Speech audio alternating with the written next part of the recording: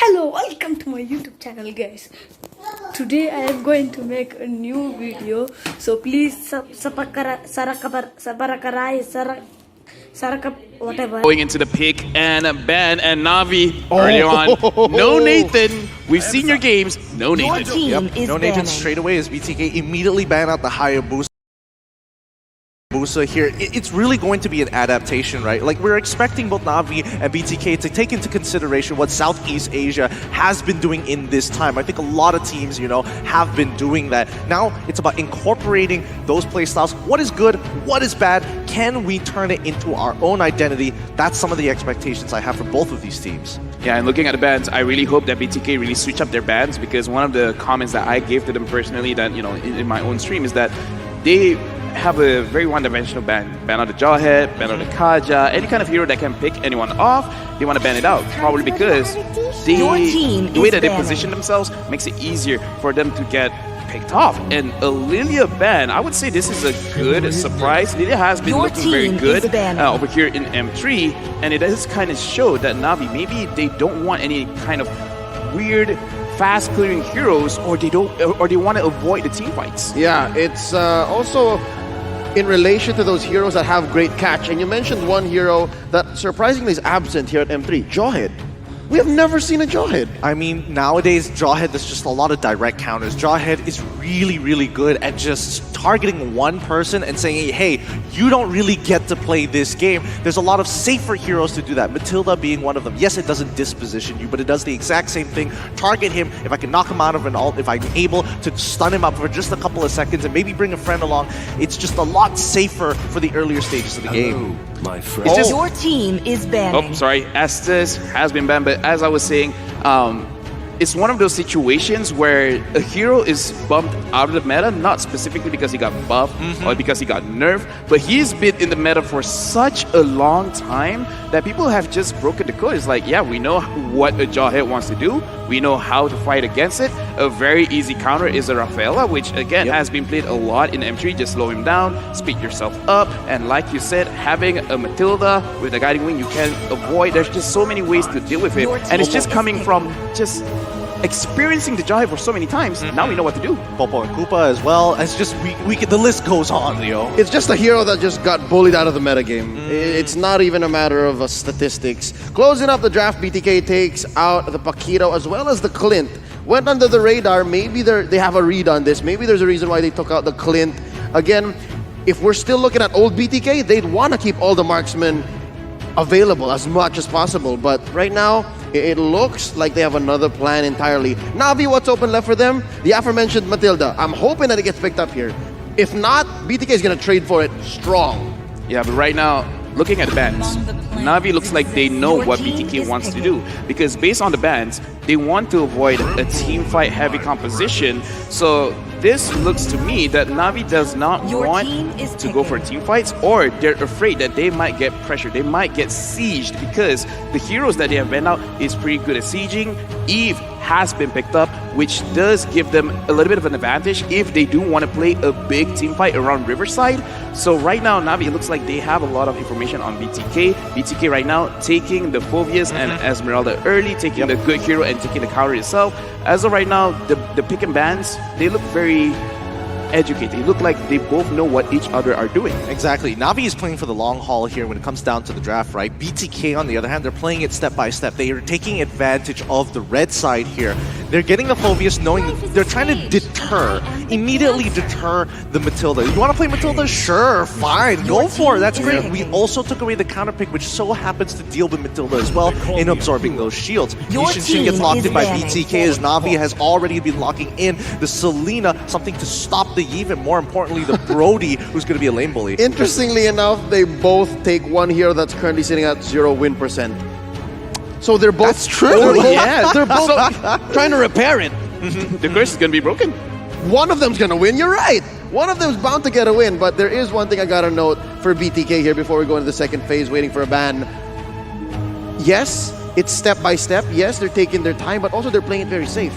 These two heroes are automatically going to be their side laners, and the word on the street is Victor doesn't play your regular mage or marksman side laners, even as a gold laner.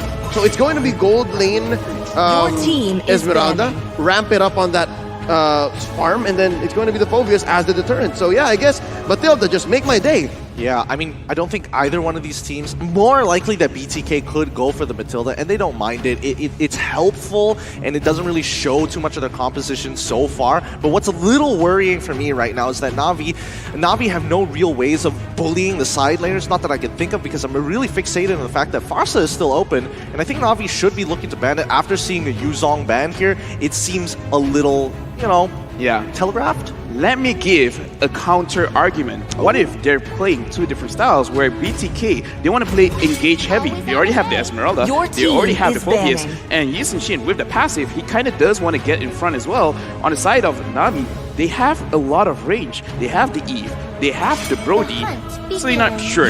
Good control overall on the map. So is this a situation where, especially with the Ruby banned out, it does look like they want to play very front heavy. They're like, I want to go to you. You just stay there and please die. Yeah, and let's not also forget that we don't see a jungler coming in from Navi's side as well. So let's remember, Lancelot, Ling, both of which Phobius is going to get on top really, really quickly. Roger as well. It's really not going to be an easy game. I think if Navi wants to go for any jungler at this point in time, it's going to be looking more towards Bane, play around and focus on the ultimates coming in from Eve. Maybe arguably an Aulus here, but it really depends on the style of play. The final ban coming out from Navi's side. Let's see what it's going to be. And there we go. It's going to be the Rafaela. Very interesting. Yeah, because it's clear that BTK needs to fortify mid. They do not have a support yet. They do not have a clear roamer. And by taking out the Rafaela and the Matilda, they've just taken so many options away. There's your mid laner. There's your Farsa. Zia's looking good, looking great, looking happy to have the feathered airstrike machine. Yeah, it looks like, fam. Why?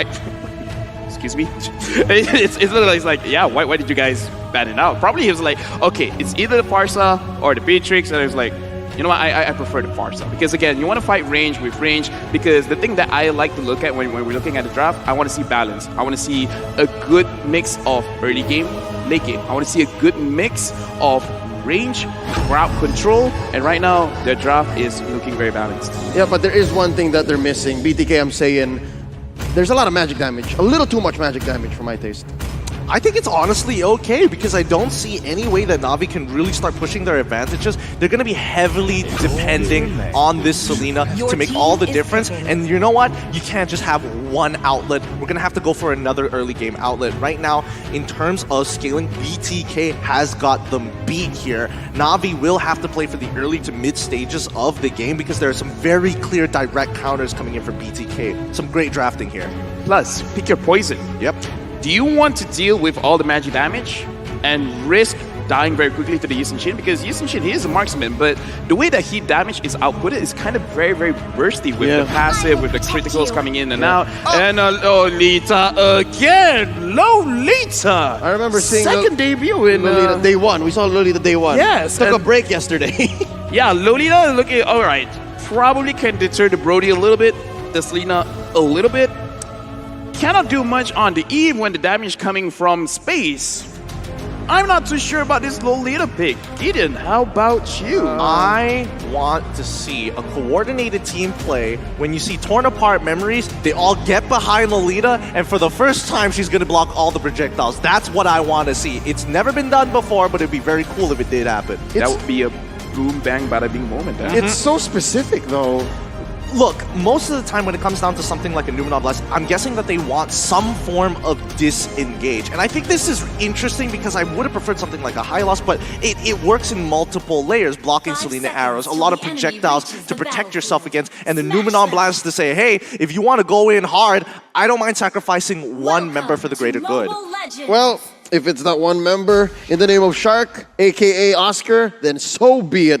Welcome to Navi versus BTK. Let's figure this out first. Make sure our players get the best experience that they can. Looking at the mini-map, you can see that there's two members sent up by Navi here. A lot to read in the mini-map so far. I guess... Oh, All right, there you go. Fix it up for the young man. Yes. There you go. Based on the information that we saw so far, I think, in terms of micro-wise, it's great that Navi is going to be, hey, Selena, just start off with your Abyssal Trap, speed up the clear for that Lancelot. Let's get him to level 4 as soon as possible, and let's see if we can start pressing our advantages. And I think, in terms of team compositions, we need to remember, early is going to be heavily favored towards Navi's side. Mid-game, it's no man's land here. It's whoever has the better mid-game. If you get a snowball, good for you. Late game, BTK. Yeah, right now we can already see the differences in the region. Usually we see a Brody with an assassin emblem with the killing spree looking to re-bully out the opposite laner. But in this game, he's using a marksman emblem, the Electro Flash. So perhaps he's looking for more of a sustained game. He just wants to stay in the lane as much as he can. If he can bully someone out, great. If not a big deal. Let's not forget that Electro Flash is one of the few emblems that actually scale pretty well towards the later stages of the game. Remember, BTK have a lineup that is really, really tanky. He's not going to be able to secure those kills as easily as most people think. So I think this is just a great adaptation coming in from Navi. Yeah, and Navi is super aggressive. Defender leaving the XP lane early on, not even a minute in, helping clear this side of the jungle for Sunset Lover. Getting that Little Wanderer real quick. Now you can kind of see what the Selena's doing. Earlier, when Selena made her debut here in M3, not so much. It did not help. But now, a minute in already, I can see how different it is for Navi. Yeah, I mean, Sawo's got to be very, very careful. If he goes down early, it's going to be difficult. But yeah, you can see the small interactions. The shield is going to be able to block the Abyssal Arrow. You don't really get stunned. Walk away. It's fine. That's the main idea.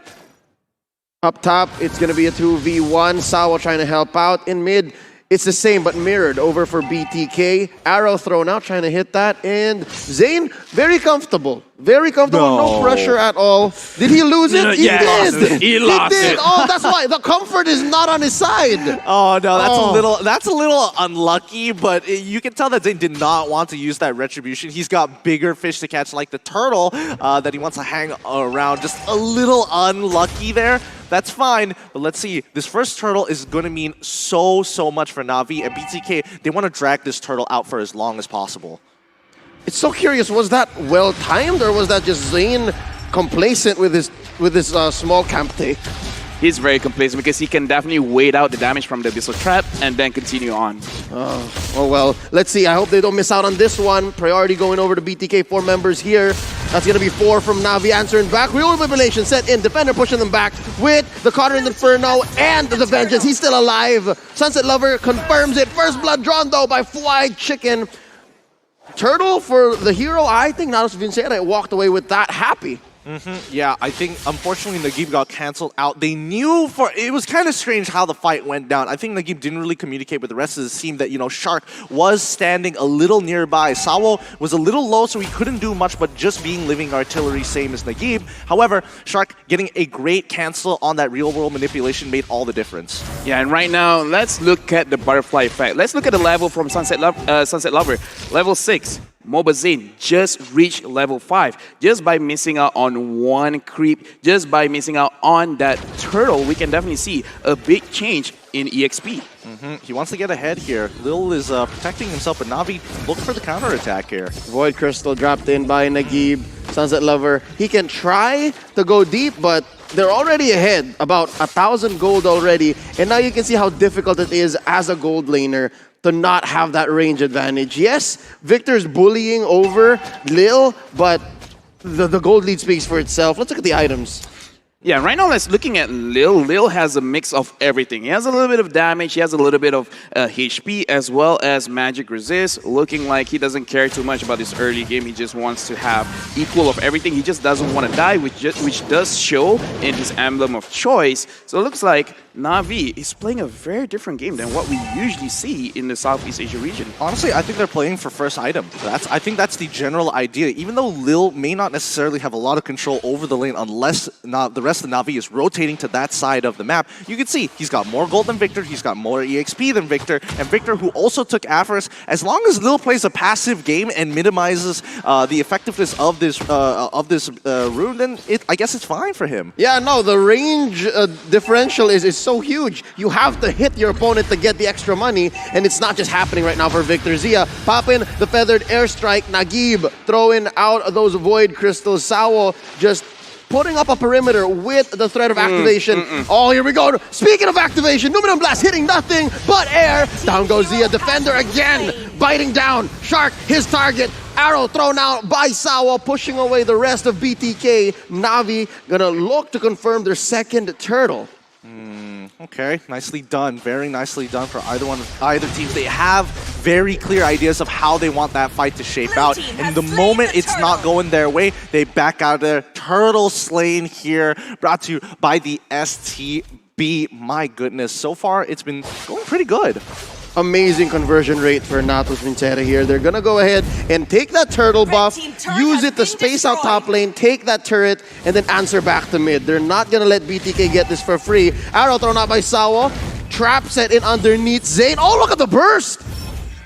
Wow. Zane is not happy. Look at that. Oh. I mean, he will be okay. Okay, he will be okay at the end of it. He needs the recall, unfortunately, and pathing up might not be the greatest option. Lil's going to get attacked, and yeah, cross-map plays are being happened. Natus Vincere very, very mobile. Lil, oh, three-man gank squad down bottom. Victor, finally a little bit of space, room for him to breathe. But Sunset Lover gonna clear this wave just in case Lil comes back soon enough, because next turtle coming down bot. With 60 seconds on the clock here, the question is how is Navi going to be going above and beyond, right? When it comes down to choking out the jungle and really getting ahead in terms of that gold. So far, it's going well. It's 1K, but it's 6 minutes in. They've got about less than 2 minutes before they start getting into mid-game. And so far, BTK making sure that even if they do get cut, there's barely any bleeding. I would even make the argument BTK is still winning. Because even though they're down in gold with this kind of composition, as long as you don't die so much in the early game, you're doing well because they have a lot of scaling heroes with the Yisun Shin, with Zia on the far side. It's going to hurt later on in the stage of the game. And Brody has a lot of range, but Farsa is the queen of range. So the pressure's on Navi. Navi has to go really fast. Navi has to use their range, use the early pressure that Sunset Lover and Sawa are putting, and then make the most of it. You're right, 1 and 2 in 7 minutes. That doesn't really inspire any sort of confidence. I think the worst part about it all is that Navi is trying to use bush tactics to their advantage, but when you're up against someone like Yishin Shin, the Mountain Shocker just gives you way too much information. They have to come up with a different plan, and I think split pushing is what they've decided on. And slowly, I think Navi's using this pressure, using this time to kind of change up, get their hands on the clutch and change the way that they attack, because instead of looking for a fight, instead of looking for kills, they're taking turrets. Yeah, I mean, the split push is confident here, but I want to see more from them. Oh, puncture in. Shark not looking great. Sawa misses the dive in. Now Navi, they're going to try to find one. Instead, they got caught out. Sunset Lover goes down. Point blank feathered airstrike. Defender caught out far away from home. Mountain Shocker setting them in. And a jump by Victor. Defender pops the Vengeance, pops the Counter of the Inferno. He's not going to live. Boba ain't popping the passive left and right. A lot of crit, a lot of bursts from this Yi Sun Shin. And just like that, BTK are ahead again. Can Lil finish this off? I don't think he does not have torn apart memories, unfortunately. And BTK are doing a phenomenal job now in the driver's seat during this the mid game so far. With the next Lord coming up, I think, Navi at this point of time, they've got to make some kind of god tier play. Oh, they catch him. That's Zia catching a face full of torn apart memory. As you just mentioned, Lil gets it off cooldown, and I think BTK lost track of when it was ready too. Yep, they hopefully open up mid here, but here comes the Numinum Blast. Oh, did not get the flicker in, but Nagib a little too confident. Mobazane, free hits to the face. It's interesting how this fight is turning up. I think there's a lot of disrespect on either side. Navi, using real world manipulation right in front of somebody's face like that, especially when you're up against a jungler who's definitely 2 levels above you. You're hitting above your weight at this point. Out of your league even. You have a shield as an Eve, but it's not that huge. And just like that, it opened up bottom lane for Victor. Yeah, and I do have to say, when we talk about Naqib, he has done it twice now. When he opened the real-world manipulation in an open space, giving opportunities for BTK to really put on the pressure on him based on his own mistakes. So far, Defender, being the bigger brother, has helped him out. But he himself has to watch himself because later stages in the game, right now, BTK, engages, Sunset Lover going in Victor. front, but nothing's happening. Catches an arrow. Up top, there's a skirmish. 1v2 defender versus White Chicken and MOBA Zane. Yeah, Lafel, you were saying. Now, right now, we can see that Navi has a lot of options and Lil getting caught out. BTK doesn't want to stop. Lil's gonna get taken down here. Numinum Blast to make sure they confirm the kill. Shark here at the tip of the real world manipulation. Victor kept in as well. They're happy to go for the 1-for-1 trade.